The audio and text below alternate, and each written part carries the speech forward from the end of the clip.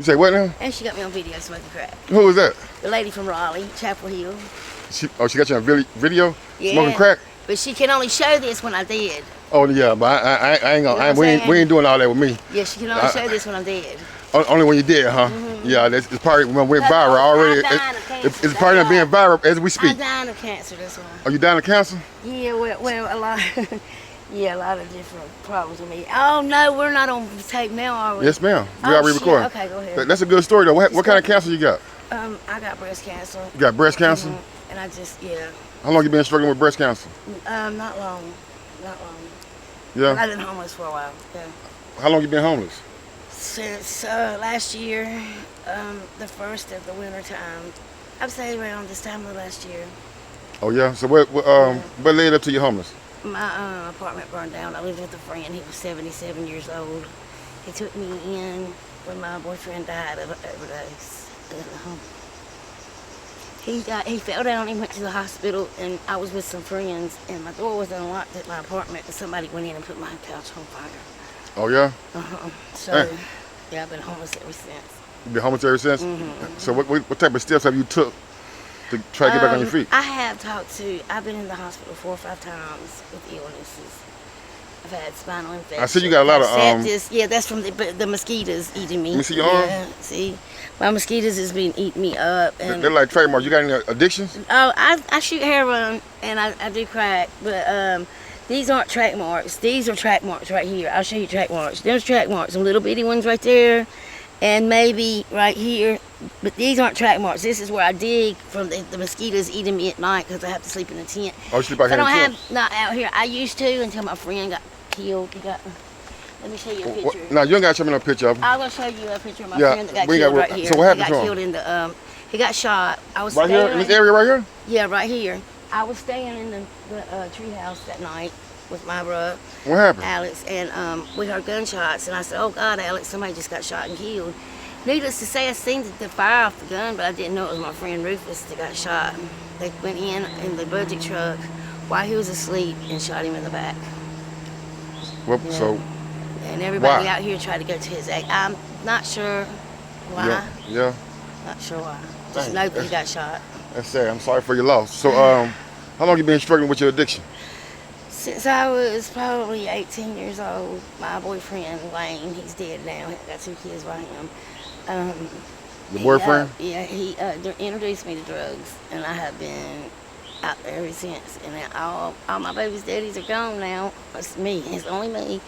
Trying my best to get off of drugs. I'm trying my best. Yeah, you gonna take the right I went step? from $100 a day to $20 a day addiction. I smoke 2 cigarettes a day now. 1 in the morning, 1 at night, and I used to go 3 or 4 packs a day.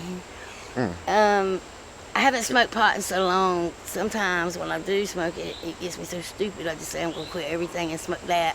Yeah, I know that's right. Yeah, and that'll be a step in the right direction because that hair brown, that fit, that crack. Exactly. That's gonna lead you to. And you got to get up every day to have it because if you don't, you can actually die from not having it. So the sickness will kill you? Yes, it will. You ever been sick before? Yes. How does it feel? Yes. Your legs hurt and ache, your knees, you can't quit moving. It's like restless leg syndrome in your legs. Your head is like pounding like a migraine. You puke. Your stomach hurts so bad you can't eat. You can't do nothing. You can't even be still. You stretch like you're going to Hawaii and back. You're doing what? Like you stretch your body like you're going to Hawaii and back because you're so sick that you just want to stretch your bones and it's not stretchable enough. Wow. Yeah, it's terrible. It's terrible. Right. Something that nobody ever want to go through, and something that I don't advise anybody ever do. Right. I've had people try their best to get me to let them do something, and I said no, it wouldn't be a good friend. I would not be a good friend if I was to turn you on to something like this because a good friend don't get another friend addicted to something that it can't get off of because it's hard. I'm not lying. It's real hard. Like I said, it can kill you. It's just like alcohol. It's a withdrawal that can take you down through there. That's true. So what's another one of your damaging consequences behind your drug life and your home? I lost my kids when I was 17. How you lose them? But to my mother and my stepdad, they put them in an orphanage, and now it's hard. I got them back. Yeah, they're here now. How old are they? They're in their 30s now. They got kids of their own. I got grandkids, but my grandkids refuse to talk to me while I'm on drugs. Right. So it's the same as my kids. So that's what I'm trying for my grandkids, and it's not just for me and my kids. It's for my grandkids the most of all, because I feel like God's giving me a second chance because He's giving me another grandchild. Right. And I need to do this for that child. That's right. Because, Sound like you. I'm not gonna be around much longer, and I feel like that if I can do well with this child, and let him know his, and at least he can talk good about me to the rest of my grandkids.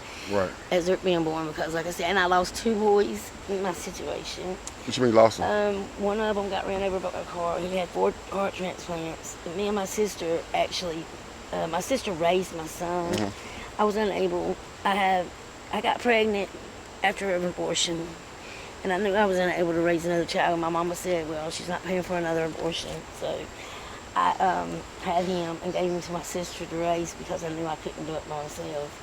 So she raised my son, and then he had a heart problem from the drugs that I did while I was pregnant with him. He was the only child that I'd done drugs with. And it's because I think I knew that I was desperate to not have a child right then, because I knew I couldn't raise it. Right. But anyway, he came out fine except for his heart. He was having heart problems. We had 4 heart transplants, and none of them took. His body rejected every one of them except the last one took. Mm-hmm. The last one that took 2 months later, he jumped over a fence on Highway 29 to go and get some weed for my sister, and I jumped in front of a car that didn't have no lights on. So beware of your lights. If you don't have lights on in your car, know to turn them on, because you'll never know who's in front of you and who's not. That's sad. My condolences to you. And my other son died in his sleep from grieving his dad. Oh, I got a breathing condition myself. So let me ask you something. One question. What's your biggest regret in life? Doing heroin. Doing heroin? Putting that needle in my arm for the first time. Why is that? Why is that your biggest regret? I lost a lot. You lost a lot? Damage and consequences. It wasn't worth it? It wasn't. It's not worth it. Don't do it. That's the only thing I'd say. I appreciate Anybody that. out there. Yeah, that's a good answer. So, just in case it's a kid, a minor, juvenile, or somebody like that watching my show, school, there you go. Don't quit school. Stay in school. Mind your mom and dad. Listen to what they say, because it's true. I wish I'd have listened to mine. Even if it's your stepdad, stepmom, listen to them, because believe me and my stepdad did not get along, and I love him to death today and wished I'd listened to every word he said, because there's never wrong. They're not going to steer you wrong. They're only going to steer you right. Do what you're supposed to do. Don't get in no trouble with the police, because you don't never end. It's a winding road that you don't never get off of. If you do, like I said, stay in school, go to college, make some of your life, because look, if you don't, you will not have nothing when you're my age. I'm 53 years old, have nothing. I can't get a check. I should be getting disability. I don't. I can't get SSI because it didn't work long enough. So yeah, get a job, stick with it, and just do the right thing. All right, I appreciate it. I got a donation for you, man. Just go down and get you a couple dollars. Appreciate you.